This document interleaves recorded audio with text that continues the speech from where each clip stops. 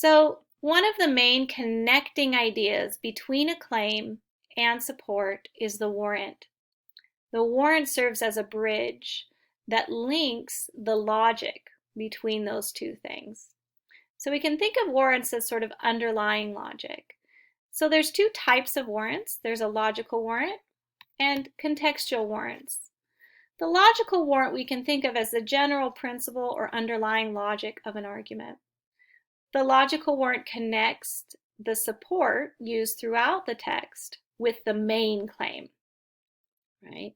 So it's an underlying assumption that works as a bridge between the main claim and support of an argument. The logical warrant is implicit, so it won't be a specific quote in the text. Instead, you'll have to think about what is connecting them, right? And try and guess at the assumptions that the author wants you to believe. You can find the logical warrant by linking the claim and support of an argument in an if-then statement. So you'd start it with if, and you would kind of have a general summary of support in a phrase here, and then you would include then the main claim. And we'll look at an example of this on our next slide. And one thing to remember is just like there's only one main claim, there's only one logical warrant in an argument. Contextual warrants are a little bit different, and they're a little bit easier to find. So we can think of contextual warrants as cultural values, presuppositions, assumptions, or commonly accepted beliefs. And they're assumptions the author has throughout an argument, and they're beliefs that the author is assuming the reader shares so that the reader will agree with the argument. Unlike the logical warrant, which only has one, the contextual warrants can be infinite. You can find a ton of contextual warrants in an argument. And they can be linked to subclaims, right? So to find a contextual warrant, you want to find a subclaim and ask, what is the claim, assuming I believe? And each subclaim could have several contextual warrants. One thing to think about is one of the best ways to critique an argument is to look for warrants that might be problematic. If warrants are an assumption that the author is assuming the reader believes, that author could assume incorrectly, right? So the author might make an assumption that is not something that most people would agree with. And if you're able to find that and talk about it, it's a good way to critique an argument. Right, so if we look at Cass-Sunstein's chapter Polarization again, right? Remember the logical warrant is an if-then statement. If, support, then claim, right? So if we think about summarizing the support from the chapter, his support includes many different examples of studies and experiments that show that people in groups are more likely to develop extreme views. So we could say, if studies and experiments show that people in groups are more likely to develop extreme views, then when individuals are grouped with like-minded others online, their views tend to become more extreme, leading to polarization. And remember then, that's the main claim of the argument. So we can see this is the underlying principle that the reader needs to agree with in order to find his argument convincing. And we might agree with it, we might not.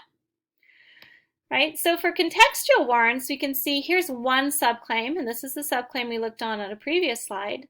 The term group polarization refers to something simple. After deliberation, people are likely to move toward a more extreme point in the direction to which the group's members were originally inclined.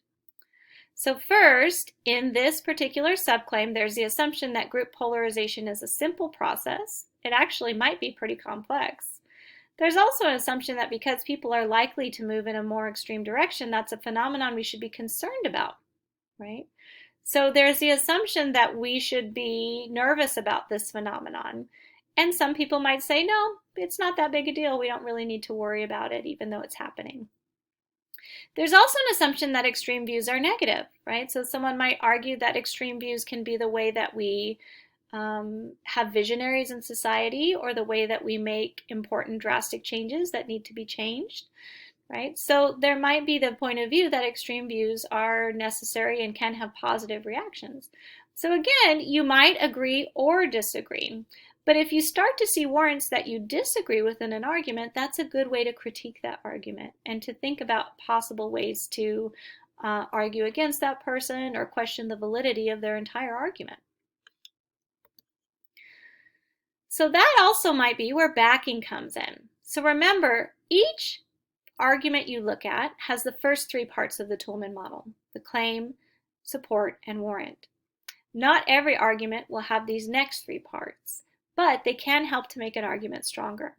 So backing is actually extra support for the warrant. So because warrants are assumptions the author needs an audience to agree with, an author will sometimes provide more specific support to make a warrant more convincing. This further specific support is called backing. Right? So an author might include facts, opinions, or examples that actually support the warrant in addition to other ones that support the main claim. So while specific support is directed at the main claim and subclaims of an argument, backing is directed at the logical or contextual warrants of an argument. So for example, when we think back to the experiment in Colorado that we referred to on our earlier slide, right, that he talks about on page 68 to 70.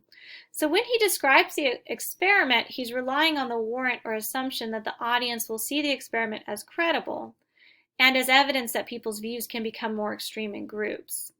And so he does have a quote in part of his discussion of that particular example, right? So as the experiment was designed, the group consisted of liberal and conservative members, the former from Boulder, the latter from Colorado Springs. It's widely known that Boulder tends to be liberal and that Colorado Springs tends to be conservative.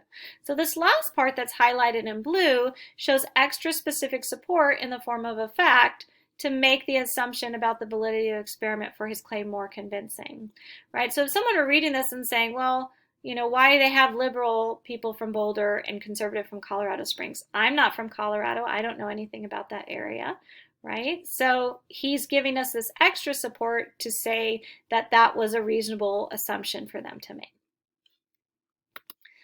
Right? Another part of arguments that you'll find, and one that's really good to include in your own arguments to help your ideas be as convincing as possible for your reader, is the rebuttal.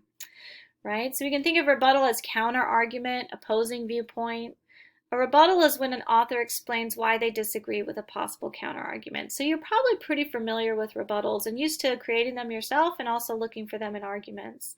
It might be in response to a counter-argument from a different source included in the argument, or it might be a hypothetical response to a possible disagreement. Right? So it could be something where they have someone identified that they're arguing against, or they're just kind of addressing questions people might have. So an example of this in polarization is when Sunstein discusses enclave deliberation. He talks about possible advantages.